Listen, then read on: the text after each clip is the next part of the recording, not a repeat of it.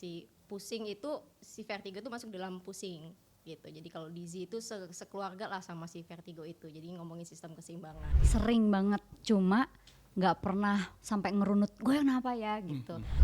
Kelar mungkin nanti seminggu lagi atau sebulan lagi atau setahun lagi muncul lagi. Jadi masih bisa kambuhan ya dok ya? Bisa kambuhan gitu. Jadi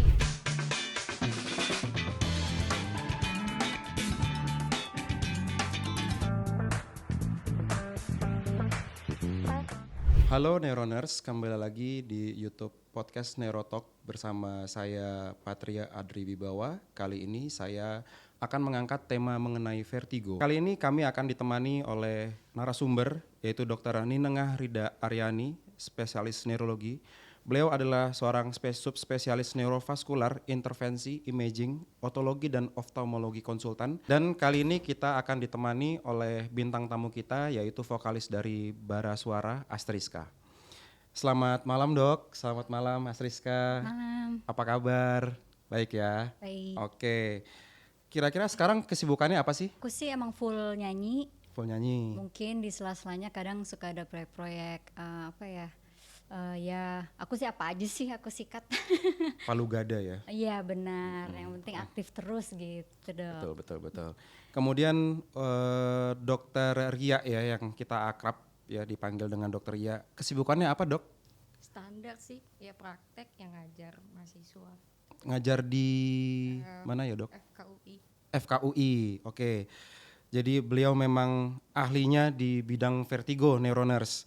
Kemudian sebelum kita bahas vertigo nih, pernah nggak sih kamu itu waktu manggung, waktu awal-awal manggung yang masih mungkin kafe itu kafe yang mungkin soundnya masih kecil ya, nggak terlalu hingar-bingar, terus begitu pindah ke stage yang live dengan suara yang terlalu bising, lampu yang terlalu kelap-kelip, pernah nggak sih ngerasa kok tiba-tiba jadi keliengan atau mungkin jadi kayak berputar, tapi nggak pernah konsultasi ke dokter gitu, nggak pernah ya? Enggak sih, karena kan itu bukan yang terus-terusan dan untungnya kan kru langsung ngebaca tuh kayak Icilnya kayak langsung balik badan gitu, kayak matiin langsung kayak kasih kode. Oh jadi udah spontan, udah pasti udah tahu nih maunya Icil apa nih mungkin gitu kalau ya. terus-terusan wah aku nggak tahu sih akan terjadi apa, karena kan itu kadang kan kalau terlalu yang diforsir kepala mungkin bisa dar gitu ya, cuma karena Meledak gitu. pada cepet bantuin ya so far sih nggak sampai yang fatal bagaimana. Oke. Nah, sebelum masuk ke topik bahasan vertigo, Dok. Jadi Indonesia apa-apa dibikin pusing. Misalnya belum gajian dia pusing. Dia ya kan project nggak dapat pusing. Belum dapat fee pusing. Terus kemudian dia sakit kepala aja dia pusing. Terlalu ambigu ya buat masyarakat Indonesia. Nah, sebenarnya apa sih yang membedakan mengenai vertigo ini sendiri sama kayak mungkin nyeri kepala kali ya dok ya? Iya setuju sih sama dokter ya, kalau di Indonesia tuh memang apa-apa ngomongnya pusing ya, Ya, mau betul. sakit kepala, mau vertigo, mau rempong juga pusing Bener, bilangnya gitu ya.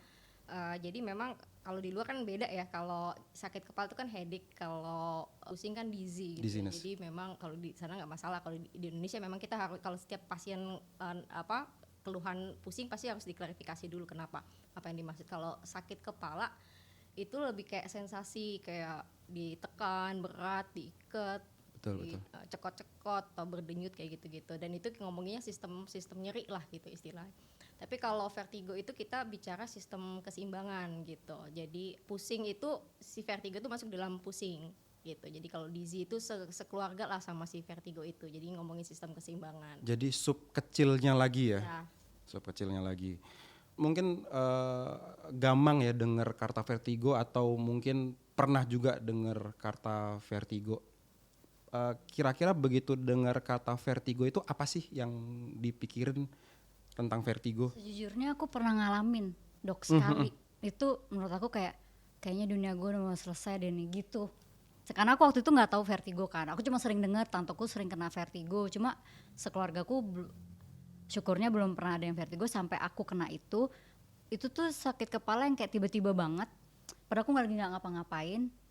tiba-tiba tuh kayak aku udah kayak mau jatuh gitu, terus udah sampai 2-3 hari tuh aku udah kayak nggak bisa ngeliat, jadi kayak mau ke WC tuh sampai merem Itu gitu. biasanya langsung keluar keringet dingin. Iya pokoknya kayak hancur. Nah di situ aku mual. kayak gue kenapa? Cuma aku nggak kepikiran kalau itu vertigo. Iya. Aku cuma kayak gue tuh sakit apa ya, kayak jangan-jangan di kepala gue ada sesuatu gitu sampai sefatal itu gitu, sampai nggak bisa ngelihat, sampai nggak. Terus akhirnya tanteku nelpon.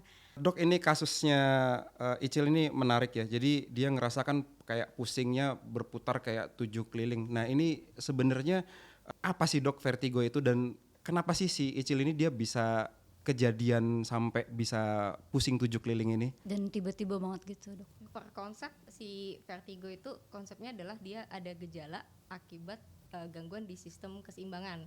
Penyebabnya bisa macam-macam. Jadi kata kuncinya vertigo itu bukan penyakit sebenarnya, tapi dia gejala disebabkan oleh banyak penyakit gitu.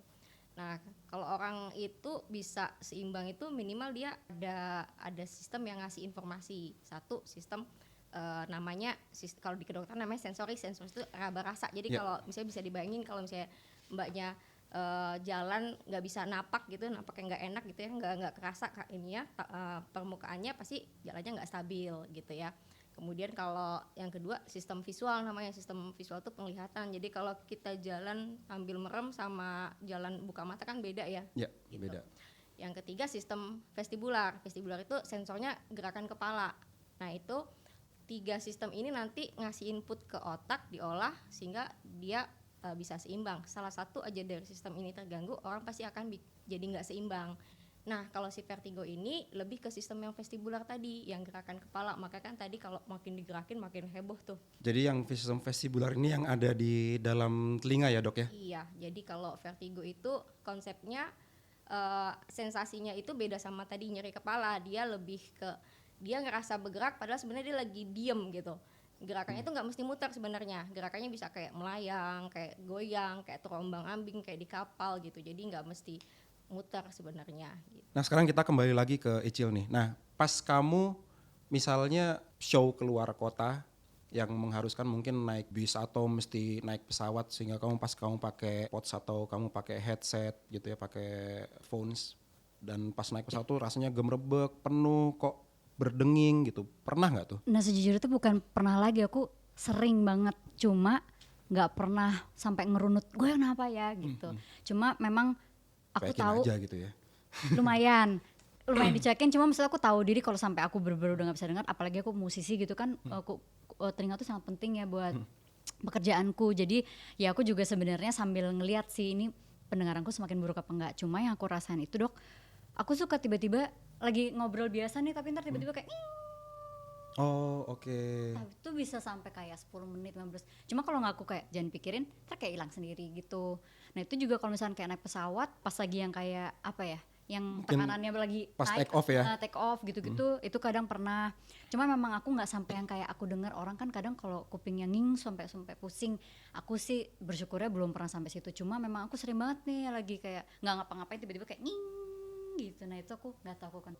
Dari kasusnya Icil sebetulnya ada nggak sih dok hubungannya dengan vertigo mengenai mungkin sensasi telinga berdenging atau gemerebeknya ini? Jadi kalau vertigo itu ada yang isolated, artinya dia cuma sepaketan tadi tuh goyang, mual, muntah. Ada yang memang ada gejala tambahannya. Nah gejala tambahannya salah satunya sih gejala gangguan pendengaran, telinganya jadi bunyi-bunyi kayak tadi, atau telinganya penuh. Itu ada beberapa vertigo yang kayak gitu. Misalnya kayak vertigo migrain ya, vestibular migrain itu sering tuh vertigo, ada sakit kepalanya juga, ada telinga berdenging juga. Atau memang ya vertigonya memang ada masalah di telinga, itu juga biasanya ada keluhan yang seperti ini gitu ya. Jadi intinya vertigo bisa dengan atau tanpa si gejala tadi, begitu juga gejala tadi bisa dengan atau tanpa Vertigo, oh gitu. Cara membedakan yang aman dan yang bahaya gitu ya dok ya? Kapan kita harus cepatan ke dokter gitu ya. Jadi misalnya kalau vertigo yang pertama kali itu sih sebenarnya wajib ya ke dokter. Jadi bukan tidur ya dok ya? Nggak kemana-mana. Ya jadi itu masih original kan, jadi memang belum kecampuran macam-macam, jadi first attack. Yang kedua tadi kalau ada gejala telinga, ada gejala tadi bunyi-bunyi, gangguan pendengaran segala macam, kemudian ada gejala-gejala yang berkaitan dengan sistem saraf, misalnya ada vertigo terus pandangannya jadi double, ada vertigo ada pandangannya jadi gelap atau jadi ngomongnya jadi susah gitu, ada kebas-kebas atau apa nggak berasa lah di wajahnya gitu ya, atau jadi kok gerakannya susah gitu. Kemudian ada nyeri kepala tadi, nyeri kepala sama nyeri leher, terutama kalau nyeri kepala sama nyeri lehernya yang sifatnya akut, yang berat, yang hebat, atau yang progres, yang kayaknya nggak sembuh, kok makin lama makin berat nih gitu. Atau tadi vertigo yang nggak sembuh-sembuh, itu ya wajib. Dan terutama juga adalah kalau pada pasien-pasien yang punya faktor risiko stroke. Contohnya misalnya pasien yang usianya lanjut ya di atas 50-60 lah, atau ada Lansia ya dok ya? Kemudian ada tekanan darah tinggi, misalnya dia punya kencing manis, dia punya obesitas segala macam, itu kalau 30 menit sampai 1 jam nggak sembuh, vertigonya nggak reda, ya sebaiknya sih segera ke rumah sakit, karena kalau kita ngomongin stroke itu kan ada masa emasnya, Masa golden akutnya ya periodnya. betul. Itu kalau udah lewat dari situ nggak bisa ditangani dengan tepat gitu. Jadi itu sih yang wajib yang cepat-cepatan harus ke dokter. Untuk telinga berdengingnya sendiri ini, Icil apakah perlu dok untuk melakukan mungkin tadi ya sampai ke tahapan-tahapan rehabilitatif tadi, atau mesti memang Icil harus konsultasi dulu? Sebaiknya sih tetap konsultasi ya, karena kan tadi penyebab telinga berdenging bisa macam-macam gitu. Yang terdekat mungkin kalau Icilnya ada terekspos sama suara, itu yang kita harus singkirkan dulu, masalah ambang pendengarannya gimana gitu. Kalau misalnya bukan karena itu ya nanti dieksplor penyebab yang lain gitu. Terakhir dok, misalnya Icil sedang manggung, lagi heboh-heboh, terus tiba-tiba vertigonya atau berdengingnya tiba-tiba langsung datang nih dok, gitu. Karena kan kalau dia bisa tiba-tiba datang ya anggapannya si vertigo ini kayak jelangkung gitu. Dia kan datang tak dijemput, pulang nggak diantar, tiba-tiba datang, tiba-tiba hilang. Nah kalau misalnya itu lagi heboh-heboh gerak kiri kanan, lagi loncat-loncat, apa yang harus dilakukan Icil nih pada saat di atas panggung? Kayak pertolongan pertamanya gitu. Pas di atas panggung, kalau pas di atas panggung ya berhenti dulu nyanyinya ya. Jadi harus cut semuanya ya. Gitu. Jadi konsepnya adalah yang penting suasananya harus relax dulu gitu. Suasana harus relax dulu. Ini nggak basa-basi sih relax ini, karena sistem keseimbangan itu nyambung sama sistem stres gitu. Jadi semakin kita cemas, semakin kita panik, makin heboh tuh serangannya. Terus yang kedua ya cari tempat yang aman gitu ya, jangan yang banyak bendanya, nanti kalau jatuh kan bahaya gitu ya. Kemudian ya istirahat dulu, kemudian kalau memang ini vertigo sering berulang dan memang ada obat yang dikonsumsi ya boleh diminum pada saat itu.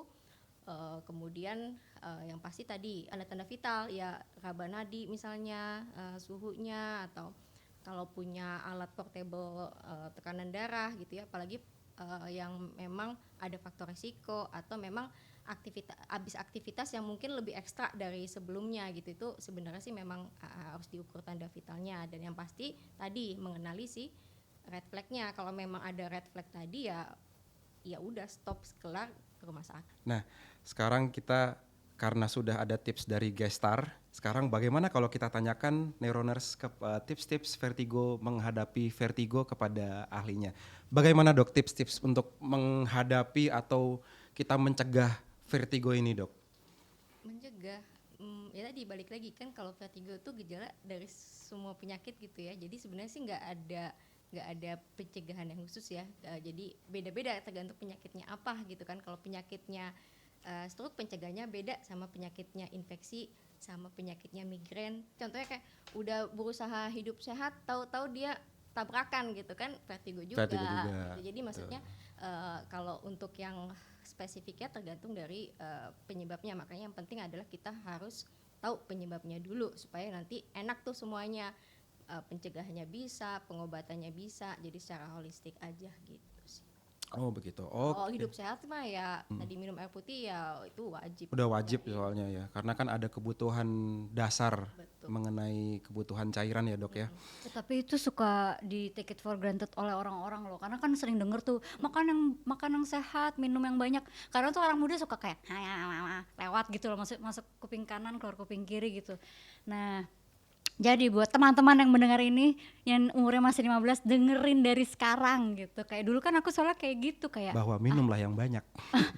masih muda, gue masih sehat gitu, ntar aja lah gitu. Tapi ternyata kayak nyeselnya nanti belakangan. Jadi begadang malam. sedini mungkin dimulai gitu. Sampai begadang malam. Nah, itulah. Main game sampai malam. Itu deh.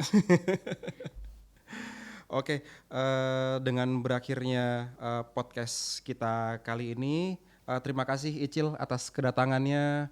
Semoga sukses untuk Bara Suara, semakin melambung tinggi, semoga bisa makin menembus kancah internasional. Amin. Semoga bisa Pas manggung. udara tapi nggak vertigo. Oh enggak dong, enggak boleh, enggak boleh. Tetap ingat bahwa Indonesia punya Bara Suara. Oh iya, Oke. terima kasih banyak. Terus kemudian juga terima kasih atas kedatangannya Dokter Ria. Mungkin sudah effort ke sini macet-macetan, kemudian mungkin sudah mempercepat waktu pengajaran di FKUI-nya atau pas jam praktek gitu. Terima kasih Dok atas kedatangannya. Kemudian Neuroners, jangan lupa untuk subscribe, like dan komen di kolom di bawah di YouTube resmi Perdosni Ina sebagai langkah untuk mendapatkan informasi yang terpercaya seputar kesehatan khususnya di bidang neurologi. Terima kasih.